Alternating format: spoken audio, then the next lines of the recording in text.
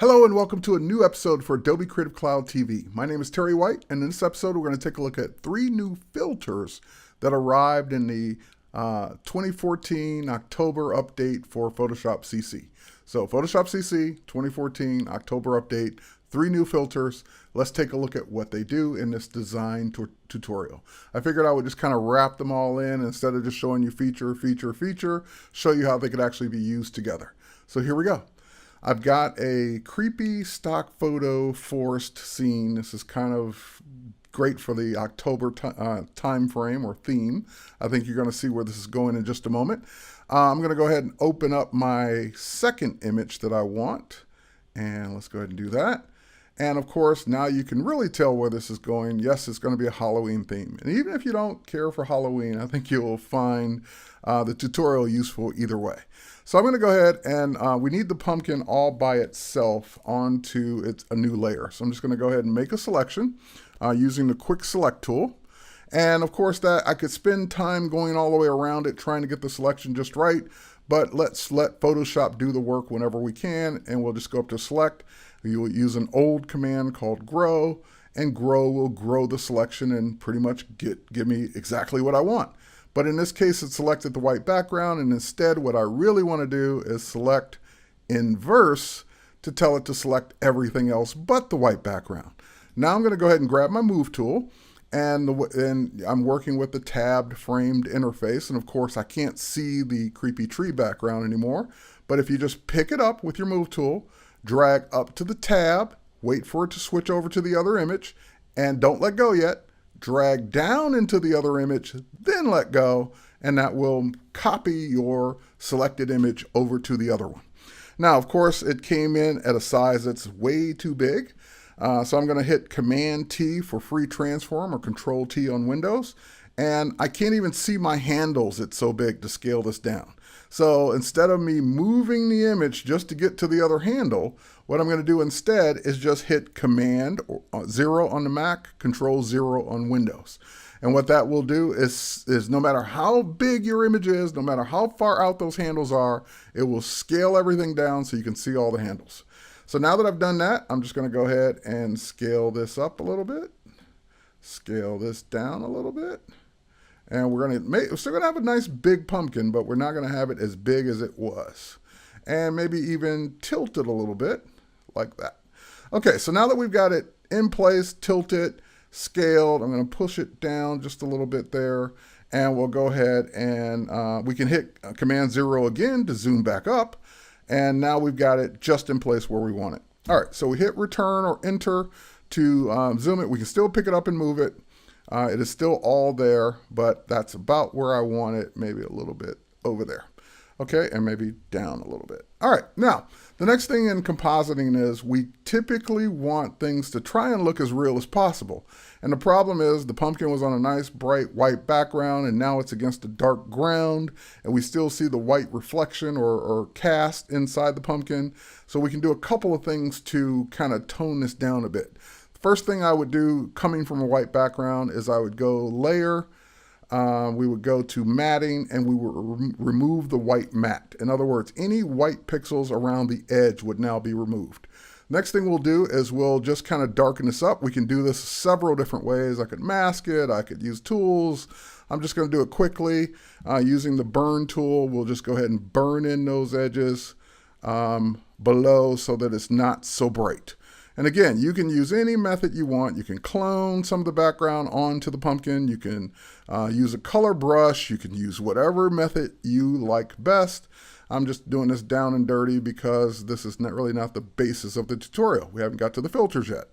All right, so anyway, we can kind of tone this down. And once we get it nice and dark the way we want, we can go in now and take a look at our first feature. First thing we're going to do is name our layers. Use good document hygiene. And we're going to go ahead and create a new layer.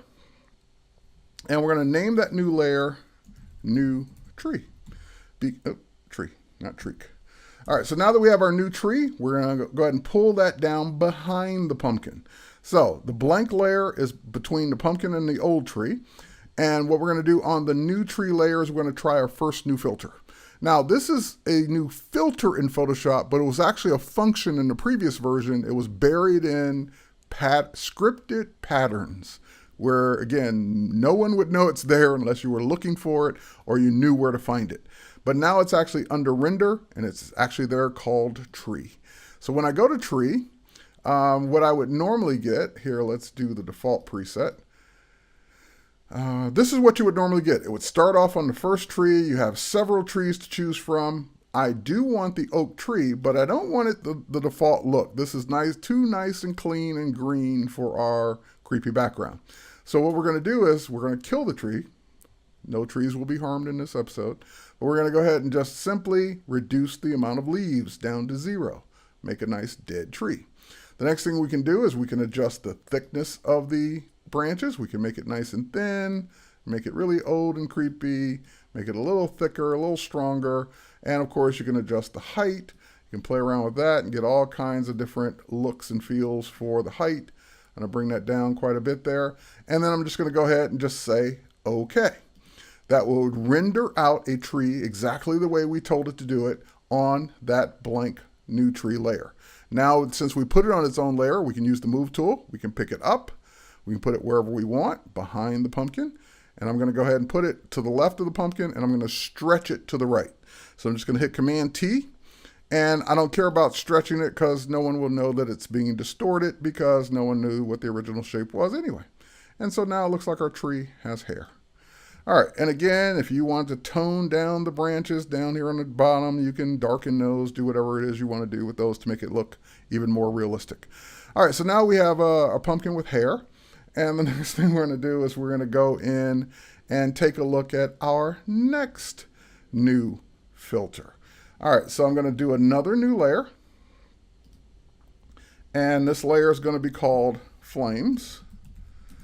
And I'm going to go ahead and just pull the flame layer up above the pumpkin layer.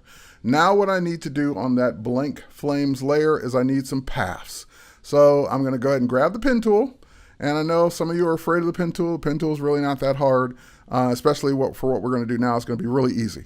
I just need something in the eyes, the nose, and the mouth. So here's what we're going to do. We're just going to click. One click there. One click there. That was it. We're done with that eye. Now we click on the pen tool again to deselect that path. For the nose, we're just going to go drag up a little bit and then down a little bit to create a path along the nose. Click on the pen again because we're done with the nose. Next, click here and click here for that eye.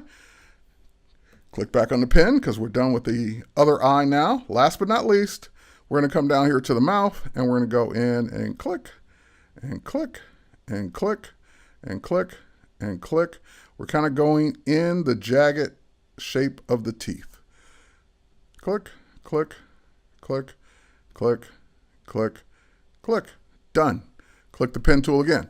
So now you've got your 4 paths. You've got one in each eye. You've got one in the nose and one in the mouth. Because we created those paths, we can now use them for our next filter. Go to the filter menu, render flame. This is a brand new filter. This did not exist as a scripted pattern before. And with the flame filter, it will come up with the same kind of dialog box, same kinds of controls. That's a little too much flame for a pumpkin. Let's go ahead and tone it down quite a bit. And let's bring the length down. Still a little too much. Bring it down some more.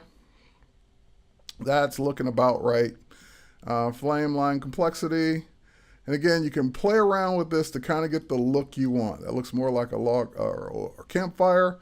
That looks like more of what would be inside of a pumpkin, maybe something in between those two. And again, we can make it, oh, that looks about right. Let's click OK. I was going to say we can make it less turbulent, more turbulent, play with the jag, play with the opacity, and matter of fact, opacity down just a little bit more. But that looks really, really good. Matter of fact, no, I liked it on 25. Go. All right, perfect. Click OK, and it will render our flames. Now, that flame is there on its own layer, but what's going to get in your way right now is that work path is still there. So I'm going to go to my paths panel, and I'm done with that path because I don't need it anymore to make flames. I don't need it anymore to adjust those flames. Those flames are there. So I'm just going to go ahead and delete that work path. Now when I go back to the layers panel, the flames, if I want to move them, I switch to the move tool. I can move them, oops, switch to the move tool and switch to the flames layer. And now I can move the flames around. I can do whatever I want with the flames without the paths getting in the way. So for example, maybe I want to move it down a little bit, add a mask to it, and we'll grab our paintbrush. We'll switch to black paint, and we'll just go in and our brush. Ooh, we need a different brush, not a signature brush from the last tutorial. Let's just go ahead and get that brush. There we go. And we're just going to go in and kind of get some of the flames off the pieces of the pumpkin where we don't need them to be, just by masking them out. It's okay that it's above the pumpkin, but it should not be below the pumpkin. There we go. So now we have our flames happening inside the pumpkin. And again, you can adjust that to your heart's content, making it look more realistic for you, for your look for your object that you're doing. Okay. So you get the idea there. We have a nice flame going on inside of our pumpkin. And again, we can always scale that up, do whatever we want, clone it, whatever we want, add another stroke, add more flames, add whatever you want to do to it. Okay, next thing we're going to do is we're going to go ahead and add our type. Let's finish this off with two more things. We're going to grab some text. So we'll use our type tool. And once we're in the type tool, we're just going to go ahead and click. And we're going to type the word happy. And we're just going to select that and scale that way down, holding down our shift key to keep it proportional. And we'll scale that happy down. We'll worry about the color in just a moment. Actually, let's go ahead and deal with the color now. So what I'm going to do is I'm going to go ahead and switch over to my iOS device here, my iPhone. And once my iPhone comes up, the next thing we'll do is we'll go ahead and launch Adobe Color. Because with Adobe Color, what I'm going to do is go ahead and add a new color from the camera. And I've got this nice coaster here. It's got some nice fall colors in it. And these colors are cool, and I kind of want to use them. As a matter of fact, I want some of the red from the grapes. There we go. I want some of the green from that background. I want the red from that wine. I'm just picking these up and moving them around to my taste. And let's see, I've got 1, 2, 3, 4. Where's my other one? I'm missing one. There we go. We'll kind of pull that one down. There's one in the white somewhere. I don't even see it. There's a ring. Oh, there it is. Okay, we'll pull the white one down and maybe pull it and get some of that, or maybe some of that color. All right, so now that I've got my pumpkin colors, or I'm sorry, my fall colors, we'll just go ahead and hit the check mark here to lock it in. And we'll go ahead and call this our fall colors. And because of the new functionality built into Creative Cloud, that is now syncing that theme. And as you saw it pop up over there on Photoshop, it's already here in my new libraries. So for example, if I kind of want that beige for my type color, I just click on that beige and that's my type color. If I want the dark green, there's a dark green. If I want the burgundy, I get the burgundy. You get the idea, but those are the colors that I now can work with that I just picked up from my iPhone using the Adobe Color app.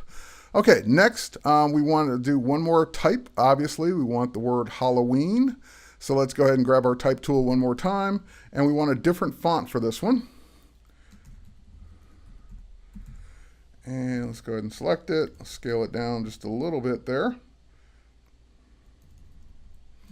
And for this particular one, we'll grab our move tool, we'll move it down.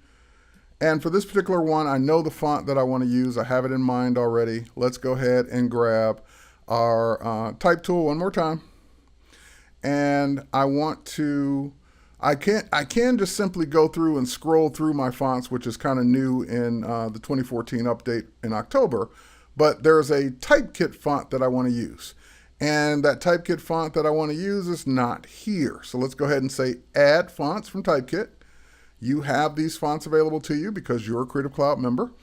What I want to do now is go to, if you're a full Creative Cloud member, I should say, I want to go to Decorative, and I want to scroll down, and I know where it is. I just can't remember what it's called.